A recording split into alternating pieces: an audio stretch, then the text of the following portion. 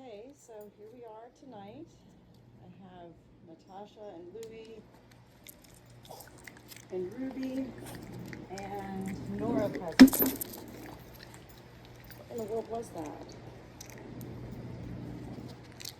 We're going to read another chapter from Maggie Muggins. And we'll have some treats along the way, okay? Everybody just got to relax because right now I'm going to read, okay? You got to listen first. Sit down, please. Sit. No. Maggie Muggins was hopping down the path. Her two red pigtails stood out to the wind.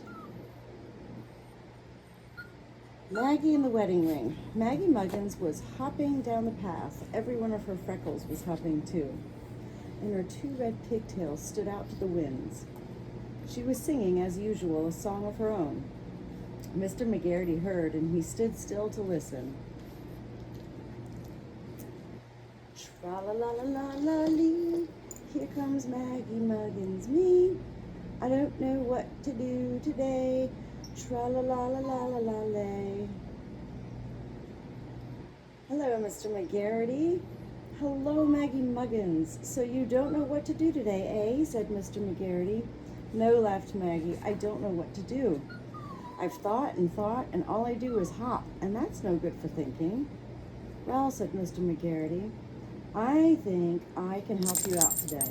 I have a very fine idea, and it all started with my red hoe. It did, Mr. McGarity? How? Asked Maggie Muggins, her eyes sparkling. Well, said Mr. McGarity, I'll tell you. I was digging here in the cucumbers when all of a sudden my hoe struck against something. At first I thought it was a stone. And wasn't it, Mr. McGarity? Asked Maggie. No, said Mr. McGarity, it was something much more valuable. Hold on, this is just bugging me. There. Okay. And wasn't it, Mr. McGarity? Asked Maggie. No, said Mr. McGarity, it was something much more valuable. I stooped to see what the something was. It was covered with mud. Maggie, covered with mud. Yes, yes, said the excited Maggie Muggins. Go on, Mr. McGarity. And Mr. McGarity went on.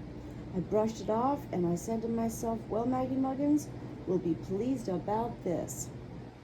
Oh, said Maggie, go on, Mr. McGarity. I put it into my pocket to keep until you came along, and here you are, said Mr. McGarity. Yes, here I am. I think I kind of have to just move this a little bit. I think maybe I'm just going to sit down here and read to you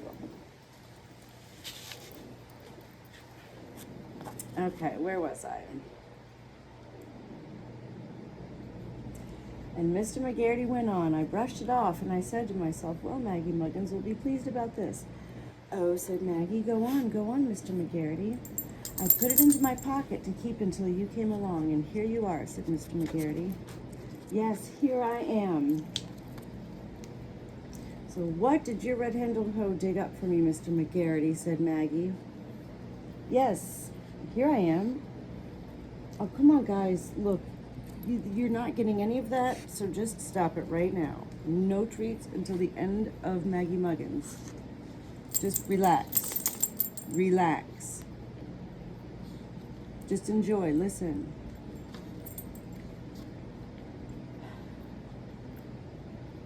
This, said Maggie's good friend. Here it is, just the way I found it, except for the mud. Maggie looked at what he had in his hand, and she squealed in delight. Oh, Mr. McGarity, 5 cents. Is that wonderful? A 5 cents buried in the cucumber bed? Is it for me? Asked the little girl. For nobody else, said the old man. Maggie laughed. I just can't believe it, she cried. 1 minute I've nothing, and the next minute I'm a rich woman. But now, Mr. McGarity, Maggie went on, now we have a problem on our hands. Have we, Maggie? Yes, sir, and I'll tell you the because why. I don't know what to buy with the 5 cents, said Maggie. Dear me, that is a problem. Now let me see. How about an all-day sucker? Maggie shook her head. No, they're 6 cents. Mr. McGarity laughed. Oh, then it's a problem. No problem at all. I can give you an extra penny, Maggie. I'm sure I have one to spare. I'm not going to let you distract me any longer, Natasha. Relax and listen. Maggie shook her head. No, they're 6 cents. No, they're 6 cents. Mr. McGarity laughed. Oh, then it's no problem at all. I can give you an extra penny, Maggie. I'm sure I have one to spare. But Maggie shook her head again. No, Mr. McGarity, because there's something special about a 5 cents dug up in a cucumber bed. I don't think it would be happy if we put any more money with it. I think it would rather be spent by itself. In that case, said Mr. McGarity, how about 5 cents worth of jelly beans? What are you... This is nonsense.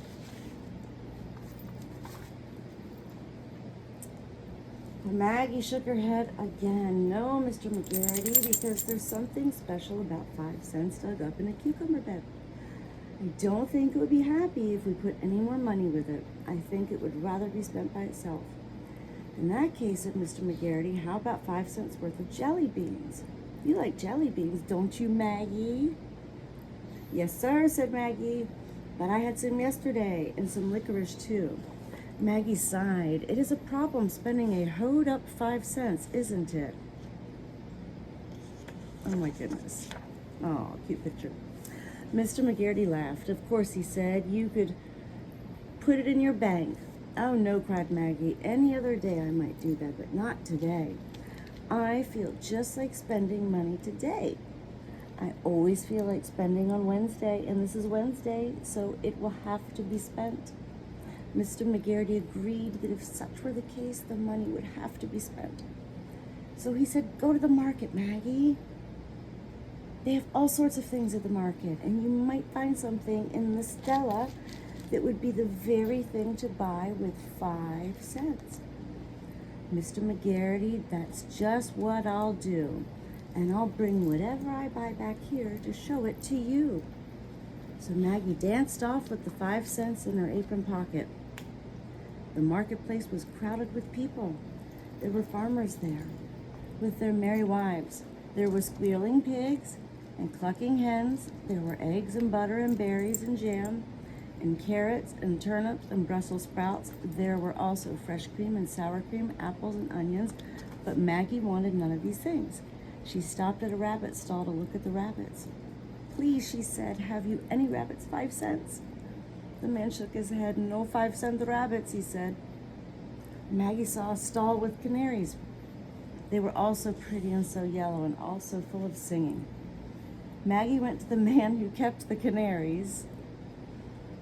She smiled at him and said, have you any 5 cent canaries, please? The man smiled back, shook his head, and said, no 5 cent canaries. Maggie walked on. The coin was getting warm in her hand. It wanted to be spent. Maggie heard an old wrinkled woman calling out from her stall.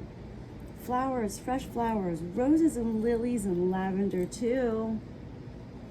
Natasha, you're really cruising right now. Don't interrupt me. Maggie walked on. The coin was getting worn in her hand. It wanted to be spent. Maggie heard an old wrinkled woman calling out from her stall. Flowers, fresh flowers, roses and lilies and lavender too. My flowers, all red, pink, and blue. Maggie went to her. She smiled at the old lady. The old lady smiled back when Maggie asked, have you any roses for 5 cents? No roses, said the old lady, for 5 cents. And then Maggie heard chickens cheeping. She ran to their coops. She laughed aloud in glee. They were like tiny, golden, moving bells. She smiled up at the farmer who owned them. Have you a 5 cent chicken, sir? The farmer laughed down at her and said, no 5 cent chickens. Maggie sighed. A man calling, popcorn, popcorn, popcorn. 5 cents a bag. Natasha, would you believe that?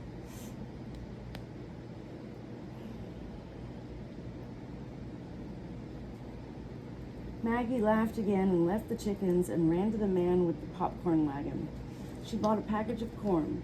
She put her cucumber bed 5 cents into the man's hand and then with her popcorn ran back to the garden and Mr. McGarity. He waved to her when he saw her racing through the cabbage patch. Mr. McGarity, she cried. Look what I've got. She was at his side now and he looked down.